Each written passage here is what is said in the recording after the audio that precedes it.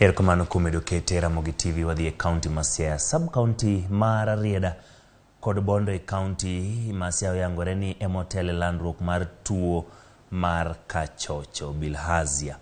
Oyangore ni wards 5 mag sub-county go ni kod landruok mar tuo no atamalo 60 ka bende tuoche mag ich bende landore atamalo 20. Midhiero ma kama okel kod medruok mar kamnio e nam lolweto kod chenro mag pur madhi nyime aluora no. Report ma kama ochiw kod Migago mar thieth ma otimo nonro e gwenge mag Nyanza.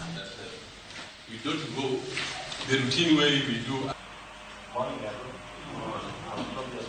If you look at the mapping results, at least for this county, you'll be able to see that there is a proportion of households that are using sources of water that are not protected.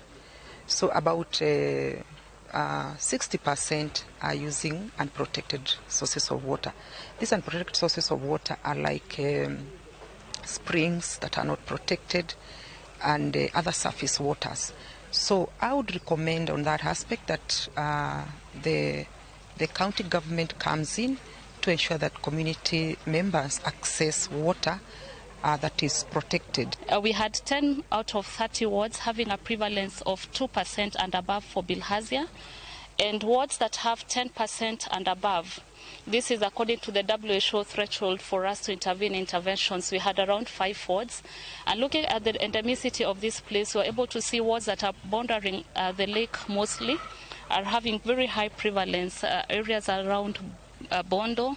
We have areas in Rieda where we are getting up to 60% prevalence of this disease. This shows concern how probably we need to put intervention measures. Nataka mikakati iwepo ambayo county zinaweza kuoni hiyo data, yani waone matokeo ya hizo utafiti zilifanywa ili wapange juhudi za kutafuta resources both za domestic zenye wanatafuta kutoka kwa county, wakipata support kutoka kwa national government na pia wakipata support kutoka kwa global partners. Sababu tunataka hizi mikakati zikuwe sustainable, tusikuwe tunategemea misaada kutoka nje kila wakati, na tunajua hizi ugonjwa kuna zingine ambazo ziko very focal, zinapatikana tu kwa sehemu fulani.